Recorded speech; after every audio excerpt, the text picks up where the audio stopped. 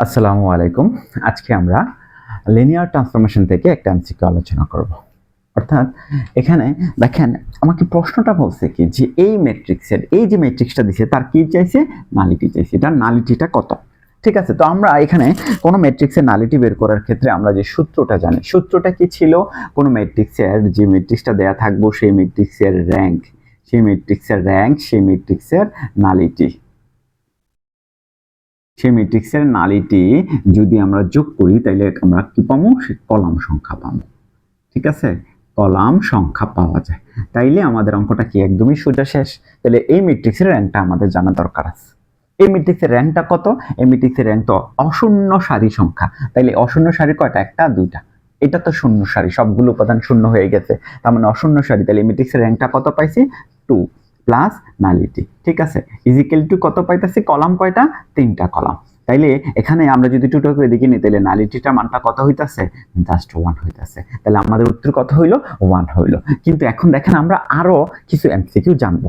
ঠিক আছে, এখানে এই প্রশ্নটা আমাকে এইভাবেও দিতে পারে, যদি একটা ট্রান্সফরমেশন মানে এইভাবে যদি সংজ্ঞায়িত হয়, ভেক্টর জগৎ R4 থেকে যদি ভেক্টর জগৎ R3, VF থেকে BF, তাইলে এটার ডাইমেনশনটা কত, ভিত্তিটা কত?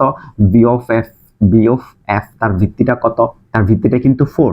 তার ভিত্তিটা কত? 4। তাইলে এখানে আমাদের আরেকটা সূত্র আছে, যদি এই ম্যাট্রিক্সটা এইভাবে দিয়া আমাকে যদি বলে দেয় তার র্যাঙ্কটা যদি, তার এই যে এটার টি এর র্যাঙ্কটা যদি কত হয়, আর টি এর র্যাঙ্কটা যদি এই যে টি ট্রান্সফরমেশনের র্যাঙ্কটা যদি কত হয়? 2 হয়, তাইলে তার নালিটি কত?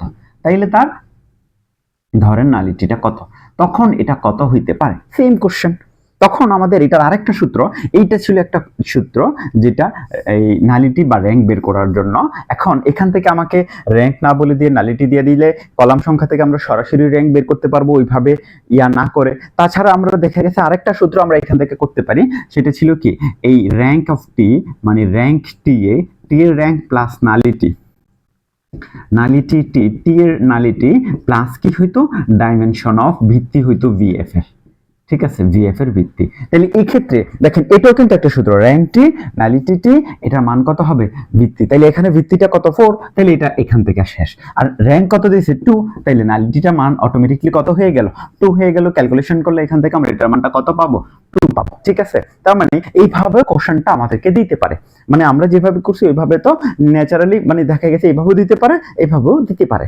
কোশ্চেনটা একটু মনোযোগ দিতে হবে এটার মধ্যে। আমাদের এই যে নালিটি এবং এইখানে র্যাঙ্ক এগুলোর মধ্যে সম্পর্ক আমরা আমাদের এই যে নোটগুলো পিডিএফ গুলোতে আমরা এখানে সংজ্ঞা এগুলো একদম বেসিক সহকারে সংজ্ঞা সহকারে আলোচনা করেছি, সেখান থেকে একটা এমসিকিউ এখানে আপনার তুলে ধরলাম। ঠিক আছে, আশা করি বুঝছেন।